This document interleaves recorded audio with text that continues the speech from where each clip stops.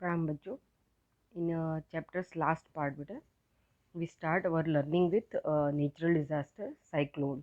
ठीक है बेटा, एक तरीके से हम साइक्लोन, फॉरेस्ट फायर और लैंडस्लाइड, ये थ्री जो नेचुरल फैक्टर डिजास्टर्स हैं जो कि लास्ट टॉपिक में आ रहे हैं, इसके बारे में देखते हैं। ओके, फर्स्ट आपके टेक्स्ट बुक के हिसाब से जो मीनिंग क्लियर है कि the simple meaning of cyclone is air which blow eight a great speed, it can be call a storm और whirlwind। ठीक है बेटा, सिंपल मीनिंग ऑफ साइक्लोन एक तरीके से देखा जाए बेटा तो कि which blows at a great speed, air, wind, जो कि बहुत ही तेज रफ्तार से जब बेटा बहती है ना, तब उस पर्टिकुलर विंड के उसमें डायरेक्शंस में बेटा जो भी चीज़ें आती जाती हैं उसके दिशा के बीच में, वो सारी चीज़ों को तहस नहस करते हुए वो आगे बढ़ता है।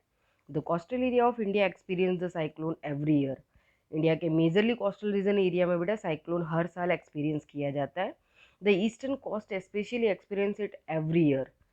के ईस्टर्न कोस्टल एरिया, अभी आपने जस्ट कोविड के टाइम पीरियड में उड़ीसा में देखा ना, अम्फन, आपको याद होगा, काफ़ी न्यूज़ में हमने देखा था क्योंकि सारे लोग उस समय अभी हम लॉकडाउन के अंदर कंप्लीटली अपने घरों में थे, और हमने न्यूज़ में देखा था कि कैसे उसी टाइम पीरियड में उड़ीसा के कोस्टल रीजन एरिया पे बेटा अम्फन नाम का ये ग्रेट जो है, एक तरीके से देखा जाए तो साइक्लोन जो है बेटा आया था और उसने सब कुछ तहस नहस करके रख दिया था।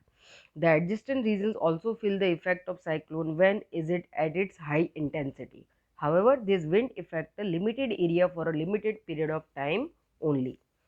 नो डाउट बेटा, जो कोस्टल रीजन एरिया है बेटा वहाँ पे साइक्लोन की इफेक्ट ज़्यादा होती है, क्योंकि एक तरीके से ओसनिक प्रेशर क्रिएट होता है जिससे जिसकी वजह से जो विंड का फोर्स होता है वो बहुत ज़्यादा ग्रेट स्पीड में आगे बढ़ता है और बहुत ज़्यादा, एक तरीके से देखा जाए तो destruction near by coastal region area में क्रिएट करता है।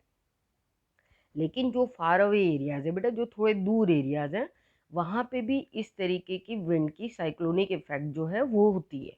ओके, वो डिपेंड करता है कि वो कितनी हाई स्पीड में है और कितने टाइम पीरियड में है बेटा, लंबे समय के लिए वो चलती है। ठीक है, तो इस पे इफेक्ट करता है। हमने न्यूज़ में देखा था अम्फन के टाइम पीरियड पे कि कैसे एक तरीके से देखा जाए तो बहुत सारे बिल्डिंगे, उनके रूफ्स हैं वो उड़ जा रहे थे, ट्रीज है बेटा वो फॉलन डाउन हो रहे थे, गिर रहे थे।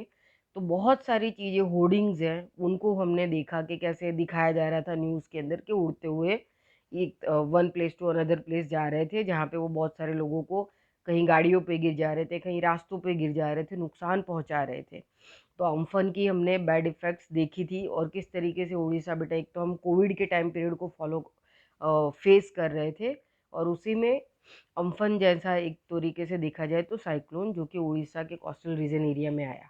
और फिर जस्ट उसके कुछ समय बाद ही बेटा निसर्ग, है ना, गुजरात, महाराष्ट्र और गोवा के कोस्टल रीजन एरिया में नो डाउट निसर्ग अम्फन के जितना बेटा नुकसानदायक नहीं साबित हुआ, वो जस्ट कोस्टल रीजन एरियाज को टच करते हुए निकल गया बेटा। ओके, इस वजह से ज़्यादा जो है डिस्ट्रक्शंस हुआ नहीं, नुकसान हुआ नहीं।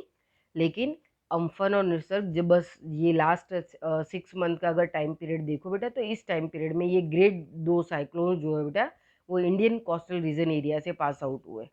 क्लियर? तो यहाँ पे हम देख सकते हैं बेटा कि ये जो पर्टिकुलर विंड है ये लिमिटेड एरिया में लिमिटेड पीरियड ऑफ टाइम के लिए एक तरीके से इफेक्ट करती है। तो मेजरली हमने पिछले 6 महीने के अंदर ही अम्फन और निसर्ग जैसे मेजर साइक्लोन को एक तरीके से बेटा देखा है, फील किया है। इवन जब निसर्ग का टाइम पीरियड था बेटा, तो हमारे अहमदाबाद तक भी हवाएं जो है तेज हो गई थी।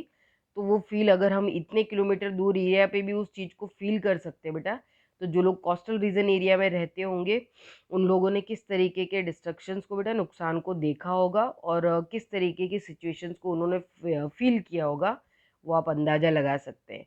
यहाँ पे आप देख रहे हो बेटा कि साइक्लोन के जाने के बाद किस तरीके से बिल्डिंग्स वगैरह हैं बेटा, हाउसेज हैं, टेम्पल है, बराबर ना, ट्रीज है बेटा किस तरीके से गिरे हुए हैं, टूट गए हैं, बिखर गए हैं, है ना। यहाँ पे देखो ये बच्चे दिखाई दे रहे हैं, देख रहे हैं वो उनके आसपास के घरों के आसपास का जो एरिया है किस तरीके से डिस्ट्रक्शन, नुकसान पहुंचा है। यहाँ पे आप ये ट्रीज के पिक्चर्स को देख के अंदाजा लगा सकते हो बेटा कि जो विंड है उसकी स्पीड क्या रही होगी। ओके, तो ये साइक्लोनिक इफेक्ट आपको मेजरली इन पिक्चर से बेटा अच्छे से समझ में आ रही होगी। ओके, इसके बाद का नेक्स्ट टॉपिक है बेटा कि फॉरेस्ट फायर। क्लियर? अब यहाँ पे फॉरेस्ट फायर एक तरीके से देखा जाए तो बड़ा सिंपली आपके टेक्स्ट बुक में सिर्फ 2 लाइन का सिंपल सा मीनिंग दिया है कि frictions between the dry branches of the trees and other factors causes the first forest fire, it causes a great amount of damage to the forest resources.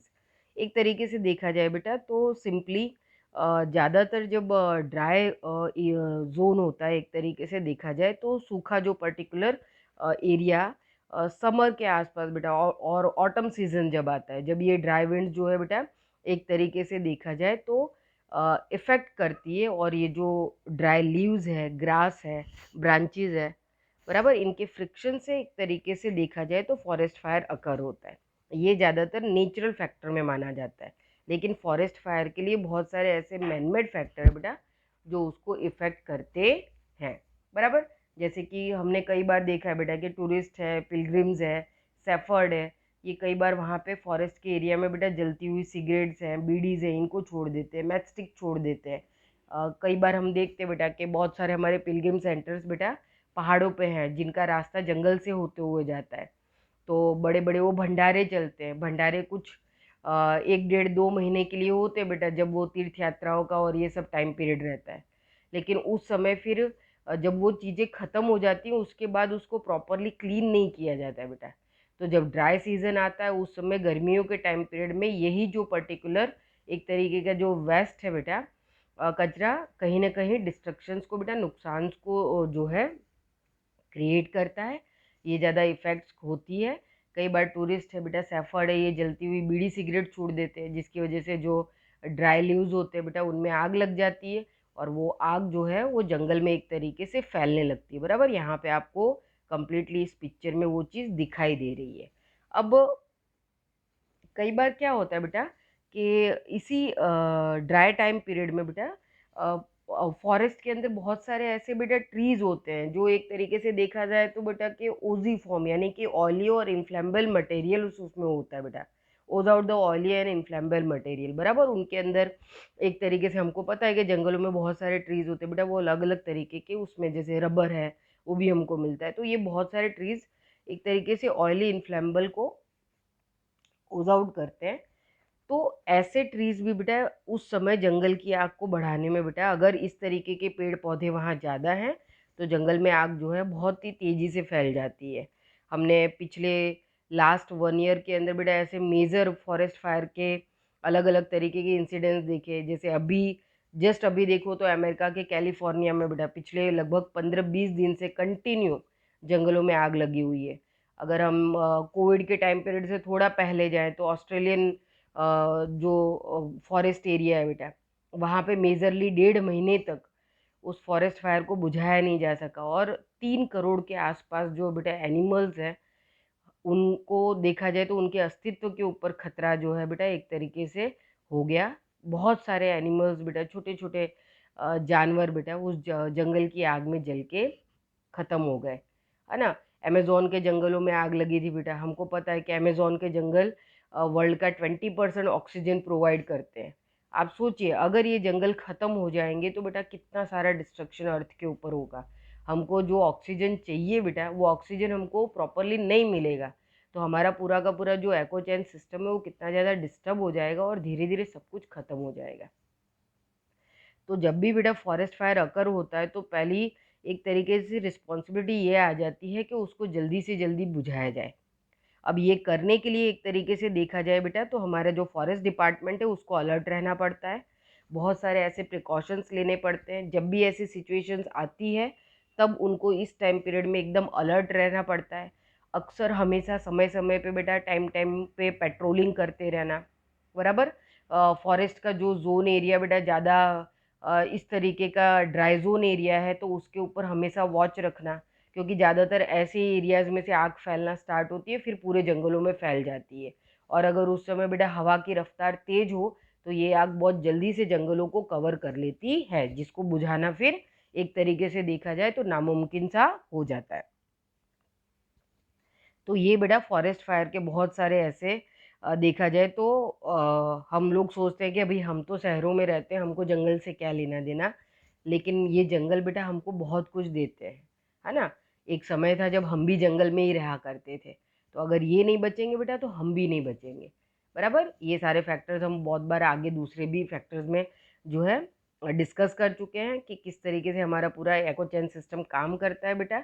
हम कैसे एक तरीके से वेजिटेशन से लेके बेटा सारे हार्बिवोरस, कार्निवोरस, ओमनिवोरस, ह्यूमन बींग, ये सब जो है बेटा एक तरीके से चैन सिस्टम का पार्ट है। अगर इनमें से किसी का भी अस्तित्व खत्म होगा तो धीरे धीरे सब कुछ खत्म हो जाएगा। बराबर। साइंस में भी आप इन चीज़ों को बहुत डीप थियरीज के साथ पढ़ते हो। ओके। तो बेटा समय समय पे फॉरेस्ट डिपार्टमेंट को हमेशा एक तरीके से अलर्ट रहना पड़ता है, पेट्रोलिंग करते रहना पड़ता है, ड्राई जोन एरिया पे उनको हमेशा वॉच रखनी पड़ती है। बराबर। पर्टिकुलरली फॉरेस्ट डिपार्टमेंट के अंदर इस तरीके के एम्प्लॉयज़ होने चाहिए जो कि ट्रेंड एम्प्लॉय होने चाहिए कि किस तरीके से जल्दी आग को बुझाया जाए। बराबर। फिर जो ट्रैवलर्स हैं बेटा, टूरिस्ट है, सेफर्ड है, इनको भी रिस्पॉन्सिबिलिटी हमेशा जिम्मेदारी के साथ, अगर हम वहाँ जा रहे हैं आ रहे हैं तो उन जगहों पे कोई भी ऐसी बर्निंग थिंग्स है बेटा, जैसे बीड़ी है, सिगरेट है, मैच स्टिक है, कोई भी ऐसा सामान नहीं छोड़ना चाहिए जो उसको नुकसान पहुंचाए। तो यहाँ पे ये हमारी रिस्पॉन्सिबिलिटी बन जाती है कि जंगलों को बचाना है। बराबर। तो कभी भी हमको इस तरीके की चीज़ों को बेटा इग्नोर नहीं करना चाहिए। अगर हमारे ध्यान में कुछ भी ऐसा आता है बेटा तो प्रॉपरली हमको फॉरेस्ट डिपार्टमेंट को बताना चाहिए कि भाई ये चीज़ें हुई हैं। ओके। अब इसके बाद जो लास्ट है बेटा वो है लैंडस्लाइड। आपने जस्ट न्यूज़ में अभी इस तरीके की पिक्चर्स बेटा आप अभी अक्सर देख रहे हो। बराबर। कि किस तरीके से ज़्यादातर बेटा माउंटेनियस एरिया में बेटा लैंडस्लाइड होती है, क्योंकि पहाड़ जो है ज़्यादा बारिश होने की वजह से धीरे धीरे बेटा पहाड़ों की ज़मीन जो है वो नीचे की तरफ धंसने लगती है। यहाँ पे भी एक पिक्चर आप देख रहे हो बेटा, छोटा सा नीचे विलेज एरिया है और ऊपर से पूरे के पूरे पहाड़ की ज़मीन जो है वो धंस के बेटा एक तरीके से लैंडस्लाइड हुई है। और नीचे की तरफ पूरा ये बेटा पहाड़ देखो, यहाँ पे आपको दिख रहा है कि किस तरीके से ऊपर से लेके बेटा नीचे तक जो है पूरा पहाड़ का जो एरिया है बेटा वो खिसक के नीचे की तरफ आ गया है। और नीचे का जो पूरा गांव है एक तरीके से देखा जाए तो उसमें डिस्ट्रक्शन हुआ है बेटा, नुकसान हुआ है। अब यहाँ पे आपके टेक्स्ट बुक के हिसाब से लिखा है बेटा कि the sliding of the large mass of the rock material, soil etcetera down the side of the mountain और the cliff is termed as the landslide. Two factors causes the landslide: excessive rainfall or in the earthquake. For example, in the rainy season, the railway transportation in Konkan gets the obstruct due to the landslide. यहाँ पे हमको समझने वाली बात है बेटा कि ज़्यादातर लैंडस्लाइड के लिए दो फैक्टर्स जिम्मेदार हैं। एक है हैवी रेनफॉल जो कि अभी हम देख रहे हैं बेटा, और मेजरली इसी वजह से हमारे माउंटेनियस एरिया में लैंडस्लाइड हो रहा है। और दूसरा मेन फैक्टर है अर्थक्वेक। जब अर्थक्वेक आता है बेटा तो उस समय जो है वाइब्रेशंस की वजह से बेटा एक तरीके से देखा जाए तो लैंडस्लाइड्स होती हैं। बराबर। अभी आपने जस्ट 2-3 दिन पहले अगर ध्यान दिया हो, अगर आप न्यूज़ देखते हो बेटा, तो सुप्रीम कोर्ट ऑफ इंडिया ने बोला है कि जो पहाड़ों के इलाकों में जो कुछ 12 मीटर एक तरीके से विड्थ और ब्रेड्थ के साथ जो है लंबाई चौड़ाई के हिसाब से बेटा जो रोड स्ट्रक्चर बनाए जा रहे थे, जो एक तरीके से देखा जाए तो बेटा नेचर को डिस्टर्ब कर रहे थे। और मेजरली इसी वजह से आप अरुणाचल का इलाका है, हिमाचल का इलाका है बेटा, उस जगहों पे लैंडस्लाइड होना स्टार्ट हो गई है। तो सुप्रीम कोर्ट ऑफ इंडिया ने बोला कि नहीं, जो माउंटेनियस एरिया है वहाँ पे जो सड़कें हैं वो 5.5 मीटर के उसमें ही बनेंगी, चौड़ाई के साथ ही बनेंगी। बराबर। माउंटेनियस एरिया में सड़कों को बहुत ज़्यादा चौड़ा नहीं बनाया जाएगा, क्योंकि इस वजह से क्या होता है बेटा कि कई बार माउंटेन का एरिया जो है वो गलत तरीके से बेटा काट दिया जाता है, जिसकी वजह से नुकसान होने का और लैंडस्लाइड होने का खतरा बहुत बढ़ जाता है। यहाँ पे लास्ट पॉइंट में आपको बेटा कोंकण रेलवे की बात की गई है।